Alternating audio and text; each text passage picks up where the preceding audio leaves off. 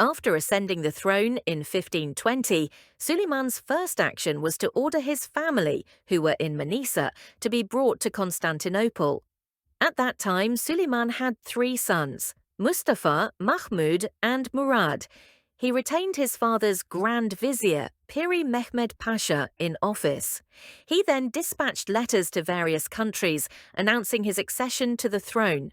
He lifted the embargo on Iran that his father had imposed and compensated the silk merchants who had suffered losses during that period. Since Suleiman was his father's only male child, he had no rival for the throne, and his reign began smoothly. However, Kambadi Ghazali, who had once served under the Mamluk state, destroyed by Sultan Selim, and later joined the Ottoman ranks as governor of Syria, took advantage of the power vacuum following Selim's death and Suleiman's enthronement by declaring independence in his province and launching a rebellion. Reports had already indicated that in the final years of Sultan Selim, Kambadi Ghazali had forged close ties with Shah Ismail, gathered former Mamluk beys around him to build a new power network, and even held talks with the Knights of Rhodes. During the uprising, he sought to gain more strength by writing to Khair Bey, the governor of Egypt of Mamluk origin like himself, proposing, "You be the Sultan of Egypt, I will remain in charge of Damascus. Let us rule the lands from the Euphrates to Gaza. Let us drive the Ottomans out of Egypt." Khair Bey, deeply disturbed by this, reported everything to the centre. Meanwhile, Kambadi Ghazali seized Beirut and persuaded the Druze to rebel. Khair Bey, playing a double game, advised Kambadi Ghazali to capture Aleppo while secretly reporting the developments back to Constantinople. Taking Khair Bey's advice seriously, Kambadi Ghazali besieged Aleppo on November 1, 1520. The young Sultan Suleiman instructed Khair Bey not to take any action and, after convening the Imperial Council in Constantinople, dispatched an army to suppress the rebellion, chiefly the forces of Husrev Pasha, governor of Karaman, along with other troops sent from the capital. The commander-in-chief was Ferhad Pasha, Suleiman's brother-in-law. As soon as Kambadi Ghazali heard of these developments, he pressured the beyliks of Dulkadir and Ramazan to join him and sought aid from Shah Ismail. Yet his maneuvers failed. Aleppo Castle resisted, and Ghazali had not yet secured a victory. Then, before Ferhad Pasha even arrived, something unexpected occurred. Ali Bey, the Dulkadir ruler, marched against Ghazali's besieging forces, compelling him to retreat to Damascus. As the Ottoman allied troops pursued him, Ferhad Pasha arrived in the region, shifting the balance. The decisive battle took place on February 6, 1521, near Mastaba, outside Damascus. After 6 hours of fighting, Kambadi Ghazali's forces were routed. He was beheaded, and his head was sent to Constantinople. Thus, the rebellion that erupted in Suleiman's first year was quelled.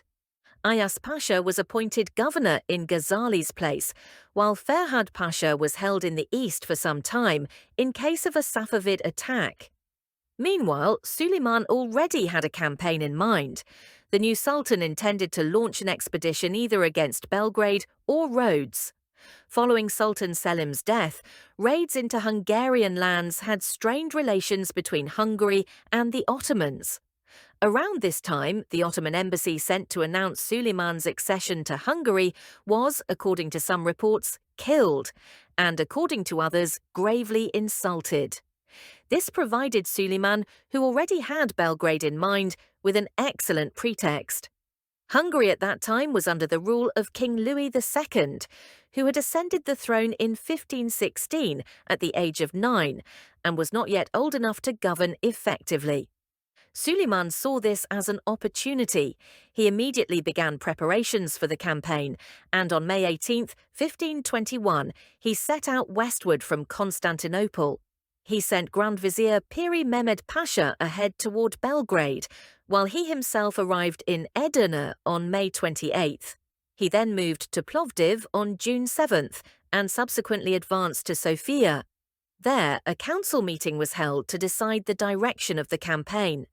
The Rumelian Beylerbey, Ahmed Pasha, advised that the fortress of Boğerdalen should first be taken, and then the march should continue to Buda, the capital of Hungary. The Grand Vizier Piri Mehmed Pasha, however, argued that Belgrade must be captured. Suleiman was initially more persuaded by the first proposal. However, since it was possible for Belgrade to receive aid from Buda, Piri Mehmed Pasha was ultimately entrusted with the conquest of Belgrade, while Ahmed Pasha was assigned to march against Boğerdalen. Suleiman also set out for this direction. On July 7th, Ahmed Pasha captured this fortress. Meanwhile, as Grand Vizier Piri Mehmed Pasha was occupied with the siege of Belgrade, he ordered Husrev Bey, governor of Semendire, to take the fortress of Zemin. Husrev Bey captured it on July 12th. Piri Mehmed Pasha also dispatched Çoban Mustafa Pasha toward the Salankaman region. Ahmed Pasha, seeking to shine by having his own plans carried out, tried to undermine Piri Mehmed Pasha's reputation. He proposed to the Sultan that the siege of Belgrade be lifted entirely and that all forces should march instead on Buda, and this proposal was accepted. As the Ottomans prepared to withdraw their cannons from Belgrade and abandon the siege, Çoban Mustafa Pasha persuaded the Sultan to approve the continuation of the siege. Moreover, autumn was approaching, and the bridges built over the Sava River had collapsed, which made a campaign against Buda more difficult. On August 1st, Suleiman himself arrived near Zemin and gave the order to besiege. Piri Mehmed Pasha surrounded Belgrade from the south, Çoban Mustafa Pasha from the north, and Ahmed Pasha from the west. Thanks to their powerful artillery, the Ottomans managed to breach the outer fortress. To take the inner fortress, they dug tunnels and succeeded in collapsing one of its towers. Thus, on August 29th, the defenders surrendered Belgrade. For Suleiman, this was a momentous beginning. The fortress, once besieged but never taken by Mehmed the Conqueror, was now captured by him. This brought him great renown. Furthermore, the western campaigns that had halted during his father's and grandfather's reigns had now been resumed. After making the necessary arrangements there, Suleiman departed on September 13th and returned to Constantinople. By seizing this strategic point at the confluence of the Sava and Danube rivers, he had secured a base for future campaigns into the west. Yet the news arriving from Constantinople at that time was far from favourable. Smallpox had entered the palace, and Suleiman's sons Mahmud and Murad had died of the disease.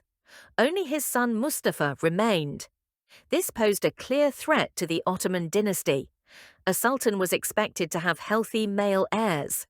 If Prince Mustafa were also to die, the dynasty could be left without a successor, leading to a major crisis. Suleiman needed to have more sons. At around this time, just before or after these events, Hürrem, who had begun to rise in prominence at court, gave birth in 1521 to her first child, Mehmed. By the end of 1521, the balance of power was beginning to shift. Suleiman had secured his legitimacy with a successful military campaign, but within the palace, new power centres were emerging, each unwilling to refrain from competing with the others.